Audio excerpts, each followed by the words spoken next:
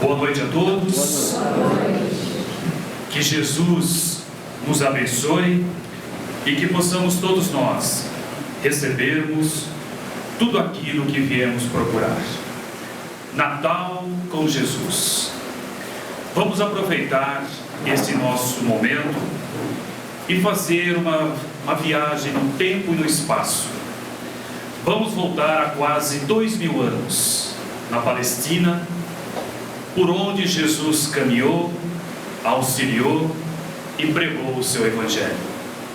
E que nessa nossa caminhada possamos relembrar do primeiro momento que nós ouvimos falar do grupo espírita Seara das Fraternidades.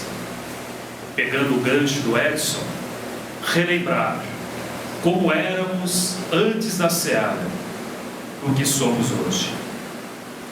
E que em cada lembrança, e que cada palavra, e recordarmos sobre o Evangelho de Jesus, possamos tirar da nossa alma a nossa gratidão a esta casa bendita, e para que essas energias possam vir aqui à frente e se tornar como um grande buquê de lírios brancos, para que esse buquê possa, através do Dr. Hans, ser levado a todos os espíritos que durante esse ano e de todos os anos estiveram nessa casa bendita, auxiliando-nos a seguirmos a caminhada. Alguns nós conhecemos, outros são anônimos, mas enfim, que todos esses espíritos que ao longo desses 19 anos que vêm auxiliando-nos a caminhada possam receber a nossa gratidão. E que nós possamos, no dia 25 de dezembro, lembrarmos do grande aniversariante da noite, Jesus. Muitas vezes, na nossa ceia de Natal, não há espaço para Jesus. Há espaço para presentes, para os alimentos, para muitas coisas, menos para o aniversariante. Que nessa data de 25 de dezembro de 2014, Jesus seja o principal convidado e presente da nossa festa. Para que nós tenhamos ideia de que espírito extraordinário foi Jesus, vamos tentar entender o Jesus divino. Segundo Emmanuel, no livro A Caminho da Luz, na psicografia de Francisco Cândido Xavier, e ditado pelo Espírito Emmanuel, vai dizer que uma pleiade de espíritos puros e eleitos pelo Senhor Supremo do Universo, do qual foi permitido saber, eles estiveram em torno do orbe terrestre por 2 vezes.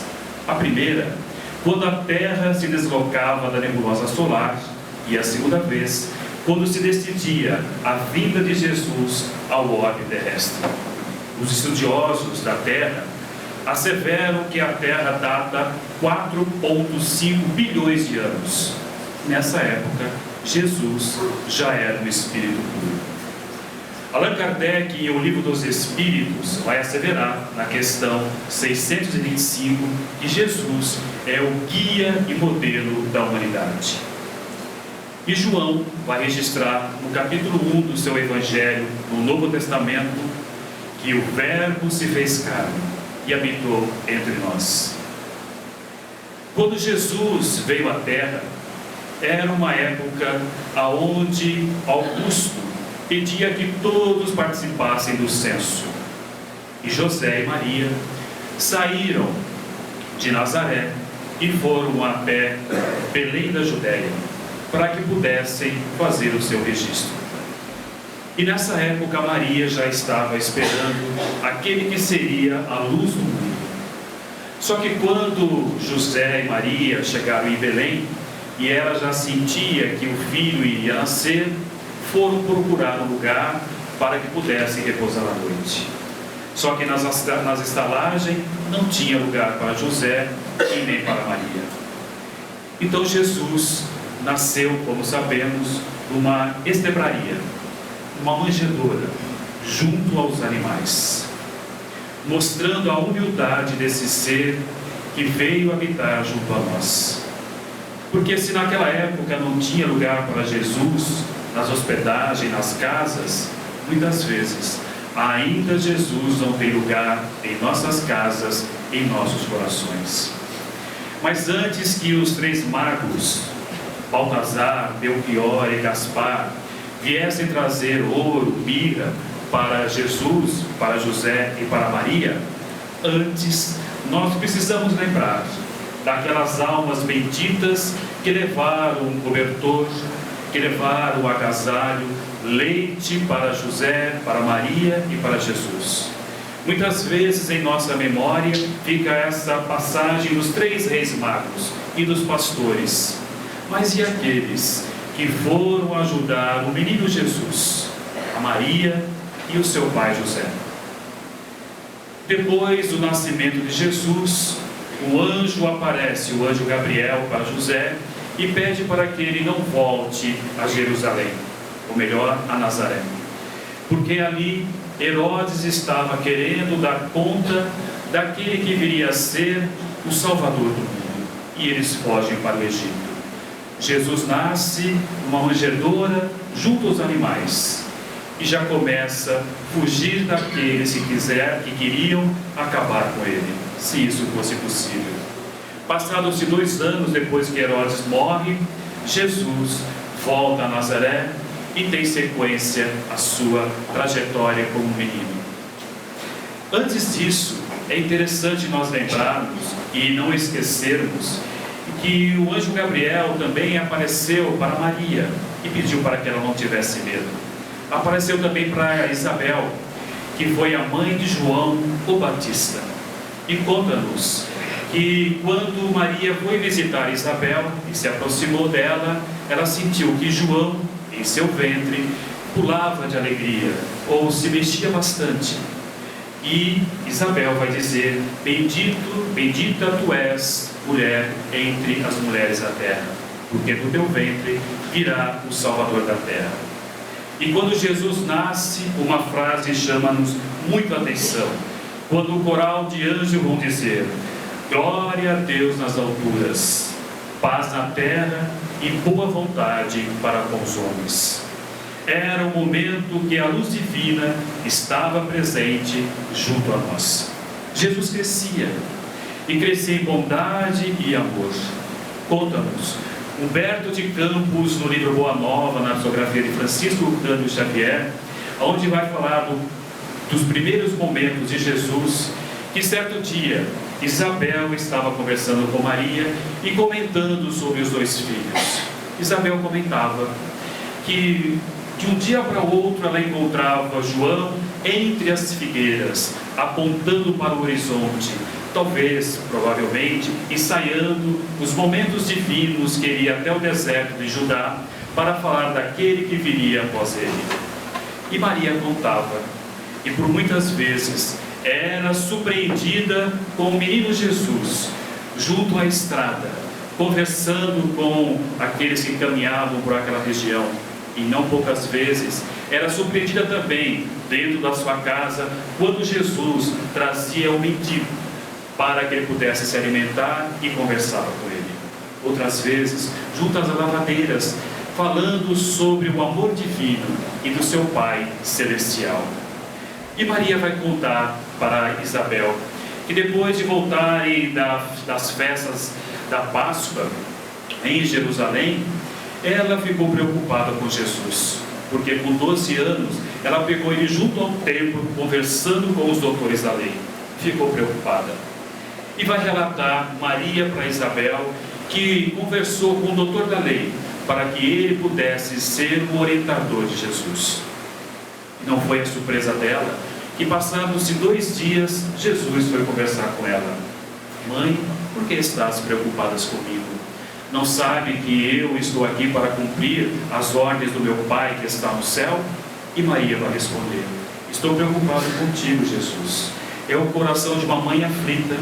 E ele vai dizer: sabemos e eu sei da tua preocupação, mas eu sei o que eu vim fazer aqui. E daquele dia em diante, Jesus vai até a carpintaria junto ao seu pai e pede para que ele o aceite na carpintaria. Daquele dia em diante, Jesus vai utilizar o serrote, o martelo, para preparar os móveis para as pessoas que o utilizavam. E Maria vai dizer para Isabel que em sua casa alegria reinava. Jesus vai trazer-nos a lição de que o lar é o maior educandário que nós poderemos ter. É junto aos nossos familiares que nós temos os momentos mais importantes da nossa existência. Depois, nós só vamos ter registro de Jesus quando ele vai na festa de Canaã, uma festa de casamento, e transforma a água em vinho. E é interessante, porque quando eles percebem que o vinho tinha acabado, Maria vai até Jesus e fala: filho, acaba o vinho. E ela fala: mas o que eu tenho com isso, mulher? Não é chegada a minha hora. E Maria diz aos seus apóstolos: façam tudo o que ele disser. Talvez esse seja o grande mandamento de Maria. E nós deveremos fazer tudo o que Jesus nos orientou. E Jesus pede para que deitassem nas vasilhas a água e transformam a água em vinho. Uma reflexão dessa lição é muito importante para todos nós. No livro ainda Boa Nova, no capítulo 12, Renúncia e Amor, Humberto de Campos vai dizer que, passados-se alguns dias, Pedro vai questionar a Jesus: Senhor, será que naquele momento que nós transformamos a água em vinho, não estaríamos incentivando a bebedeira, as festas mundanas? E Jesus, com o seu olhar meigo e sereno, olha para Pedro e diz: Pedro, tu conheces a alegria de servir um amigo? Estávamos reunidos com pessoas as quais eu amo muito. Todas elas eram pessoas muito amadas e que eu ainda amo. E vai asseverar para Pedro: Pedro, os momentos que nós estamos reunidos com as pessoas que nós amamos são laços misteriosos que nos conduzem a Deus. O nosso coração deverá ser uma sala acesa e iluminada para recebermos todos os nossos amigos. E não compete a nós perturbá-los com as nossas aflições. E Pedro ainda vai questionar: mas Senhor, e aquelas pessoas que não nos compreendem, aquelas pessoas que são ingratas? E Jesus vai trazer mais uma lição: o amor é incondicional. Deveremos fazer sem nos preocupar em qualquer retribuição. Daquele momento, Jesus inicia a sua grande missão aqui no orbe terrestre. E qual foi a grande missão de Jesus? Jesus veio trazer as boas notícias sobre o reino de Deus. E o que é esse reino de Deus? Humberto de Campos vai nos ensinar que o reino de Deus é obra divina no coração do homem. Todos nós que já temos o nosso coração, a nossa alma batendo mais forte quando nós ouvimos a mensagem de Jesus, é porque o seu Evangelho já faz parte da nossa existência. E não só no Natal, Jesus está conosco, mas em todos os dias da nossa existência. Como um amigo querido me ensinou um dia, o que Jesus faria em nosso lugar? Quando nós estivermos passando por qualquer dificuldade, vamos pensar nisso. O que Jesus faria no meu lugar?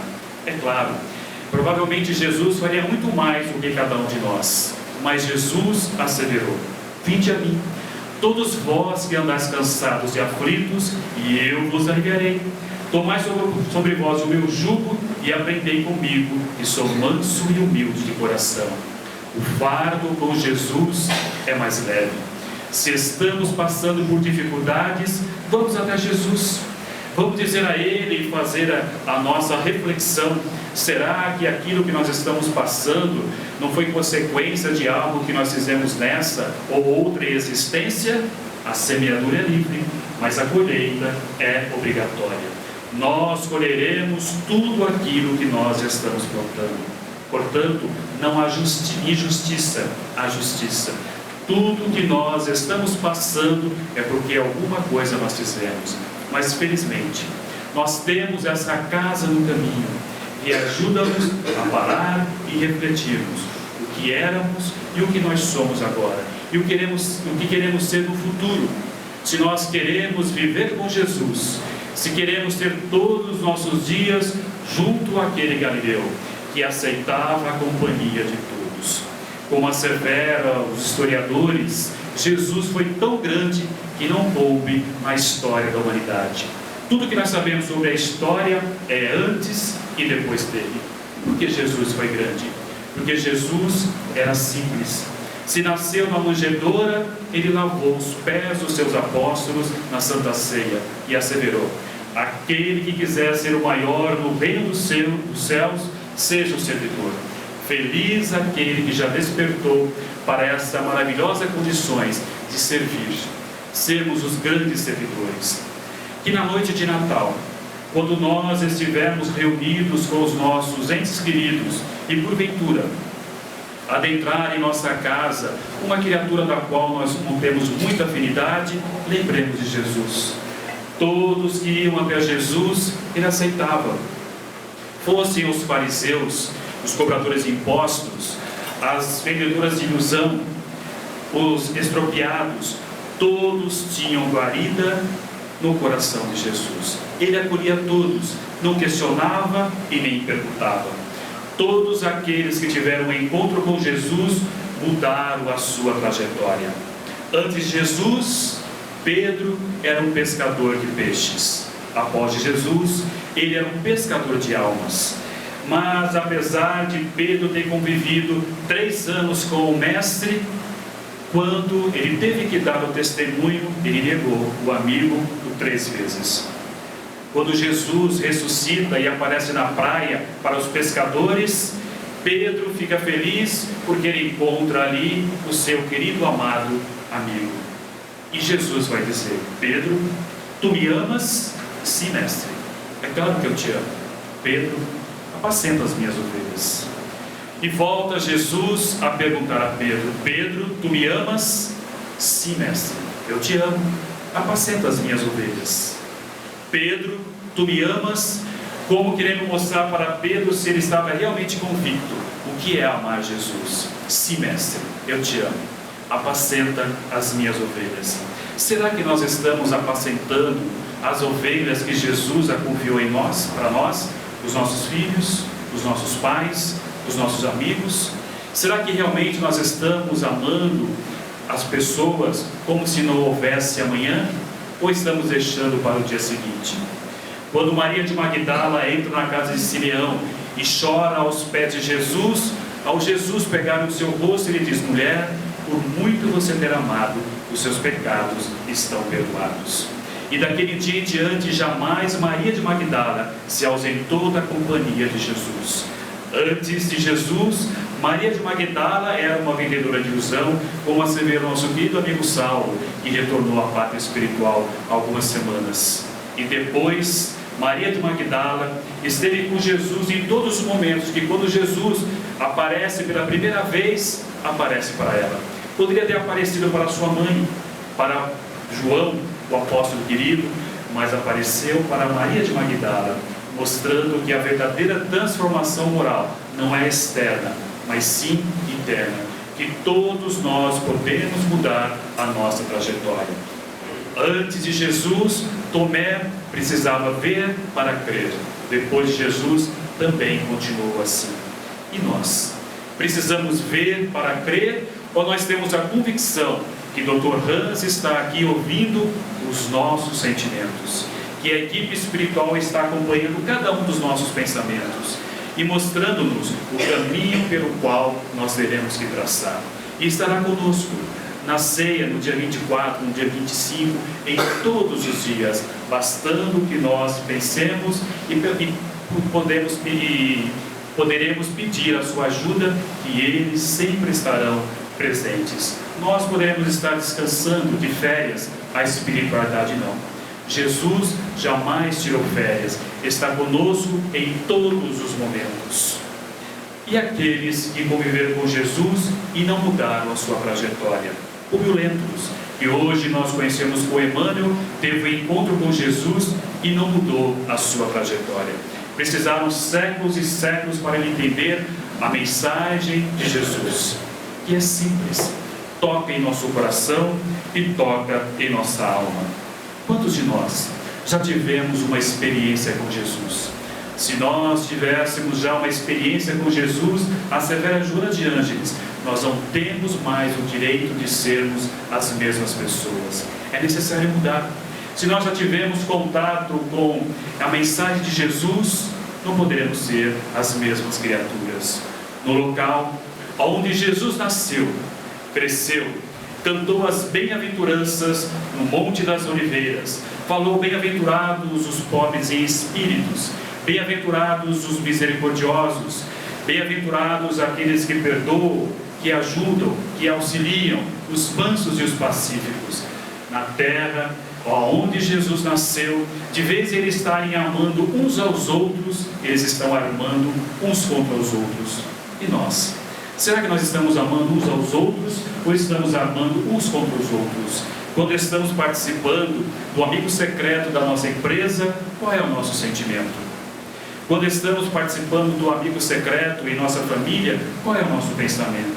Quando adentra o cunhado, a sogra, qual é o nosso pensamento? Qual é o nosso sentimento? Deveremos, a exemplo de Jesus, acolher a todos aqueles que vierem a nosso caminho, porque é uma grande oportunidade que nós temos. Não foi por outro motivo que Jesus asseverou: reconcilia-te com o teu adversário enquanto estás a caminho. Amai os vossos inimigos. E quem serão os nossos inimigos, senão aqueles que habitam debaixo do mesmo teto de cada um de nós? Porque se o nosso inimigo fosse o chefe, fácil seria. É só mudarmos de emprego e tudo estaria resolvido. Se o nosso inimigo fosse o vizinho, era só sairmos de horário diferente, o qual ele sai para trabalhar, e tudo estava resolvido. Mas os nossos inimigos, entre aspas, são aqueles que convivem conosco. Nosso pai, às vezes a nossa mãe, ou o irmão, uma pessoa muito próxima a nós, porque alguma coisa nós fizemos em outra existência e agora nós estamos tendo a oportunidade de resgatar, tirar os nossos débitos. Regastar, não saiu. Resgatar, agora saiu. Por isso que é bom ter um amigo do nosso lado, né? Sempre é importante o amigo. Jesus asseverou: o melhor amigo é aquele que dá vida pelo seu amigo. Quem de nós daríamos a vida para uma outra pessoa? Quem de nós ficaríamos com uma pessoa até a última lágrima percorrer o seu rosto? Quem de nós ficaria presente a uma pessoa até a última gota percorrer o seu corpo? Foi o que o padre Fábio de Mello disse: se nós quisermos saber se uma pessoa realmente nos ama, é só nós imaginarmos quem ficará conosco até o momento derradeiro. Ou se nós amamos uma pessoa, com quem nós ficaremos? E ele assevera, finalizando a mensagem, dizendo que ele pede a Deus que no final da sua existência física, ele possa ter pessoas queridas ao seu lado, que olhem nos seus olhos e digam: eu sei que você não serve para nada, mas eu não sei viver sem você, porque eu reconheço em você o seu valor, mesmo que a pessoa já não possa fazer nada mais por nós, mas nós reconhecemos tudo que elas fizeram conosco. Que nessa noite de Natal, que nós possamos realmente ter Jesus em nossos corações, que não seja simplesmente um Natal como todos os outros Natal, que diferente, muitas vezes, quando Jesus estava rodeado de animais, muitas vezes na nossa mesa farta estão também os animais, mas de uma outra forma, não com vida, mas servindo para o nosso alimento. Que com o passar do tempo nós tenhamos essa consciência que esses animalzinhos merecem todo o nosso carinho e todo o nosso respeito, porque eles também são criaturas de Deus, como Jesus asseverou, que Deus pede para que nós possamos amar a todas as criaturas, amar a Deus sobre todas as coisas, se não é amar todas essas criaturas que convivem conosco, amar a todos, sem distinção, porque o amor não pede recompensa. E se mesmo assim nós tivermos dificuldades de entender a mensagem de Jesus, vamos ler o Novo Testamento, as narrativas de Mateus, Marcos, Lucas e João. Abro um parênteses aqui para falar que nesse ano de 2014, os nossos estudos sobre o Evangelho de Jesus, à luz da doutrina espírita, que terminou a semana passada, foi de grande alegria, porque nós percebíamos o empenho de cada participante. que muitas vezes pessoas vinham de Ribeirão Pires para estudar aqui às quintas-feiras. Às vezes compromissos e elas estavam aqui cansadas, às vezes dando uma cochiladinha, mas estavam aqui. E foi muito interessante, porque o fruto dos estudos rendeu um CD do Evangelho de Jesus, que nós podemos colocar no carro ou no som e ouvir o Evangelho segundo o Espiritismo, com umas narrações belíssimas. E o interessante, o Leandro gravou e doou o CD. A Milena preparou a capa. A Cleide fez toda a coletânea. Cada um fez de alguma forma e ajudou, porque o Evangelho de Jesus, ele reúne as pessoas, ele inclui, jamais ele exclui. Um outro foi sobre o Sermão da Montanha, que a Rosângela e o nosso querido amigo Wilson também prepararam com muito carinho. Então, esse ano em particular, o 10º ano de estudos no Grupo Espírita Seara Fraternidade, foi um momento de muita alegria. A semente que o Edson colocou há 19 anos está dando frutos e está crescendo, porque a terra é fértil. Os corações daqueles que se interessam pelo Evangelho de Jesus está a cada dia crescendo e crescendo mais. Que sejamos nós, as ovelhas mansas, a levar a boa mensagem de Jesus a todos aqueles que se aproximam de nós, que possamos ter uma palavra de incentivo, como assevera Joana de Ângeles na mensagem Exaltação do Natal. Quantas pessoas já socorremos? Quantas pessoas ajudamos a levantar das dificuldades da vida? Quantas pessoas nós abraçamos e não questionamos o que elas fizeram ou o que elas não fizeram? Que sejamos nós, as ovelhas mansas, a auxiliar a todas aquelas pessoas que estão passando por dificuldade. Que possamos nesse Natal aceitar o convite de Jesus, que há quase 2000 anos vem nos convidando, e muitas vezes, a exemplo daquelas hospedagens, não tinha lugar para Jesus. Que Jesus possa estar no nosso coração, que Ele possa nascer e renascer em nossos corações, e que de hoje em diante nós sejamos uma carta viva do Evangelho, não por termos decorado algumas passagens do Evangelho, mas para que as nossas atitudes, o nosso comportamento realmente demonstre que nós somos os discípulos de Jesus. Que esses nossos sentimentos que foram gerados e trazido aqui, aquele buquê de lírios brancos, possam ser recebidas essas energias pelo Dr. Hans. Que possamos agradecer a cada toque que Ele deu em nossa perna, a cada momento que o bisturi tocou em nosso coração, ou cada carinho que Ele fez na nossa cabeça, uma palavra, um gesto. Que as palavras que nós ouvimos aqui na subida vibratória do Edson, as mensagens que nós ouvimos no Evangelho, a cada trabalhador que nos atendeu na triagem, aqui no passe, na entrada ou na saída, que todas essas nossas energias de gratidão possam ser levadas ao mais alto. E quem sabe, em 2015 nós possamos realmente sermos criaturas totalmente mudadas, com sentimentos novos, esquecendo os nossos ressentimentos, as mágoas, perdoando quantas vezes forem necessárias. E se mesmo assim, nas aflições do dia a dia, ainda as dores insistirem em bater em nossas portas, lembremos do salmista Davi, no Salmo 23. O Senhor é o nosso pastor, Ele jamais nos faltará. Deitar-nos paz, Senhor, em verdes pastos, guie-nos por águas tranquilas, refrigere a nossa alma. Ainda que andássemos pelo vale da sombra da morte, não temeríamos mal algum, porque tua vara e o teu cajado nos consolam.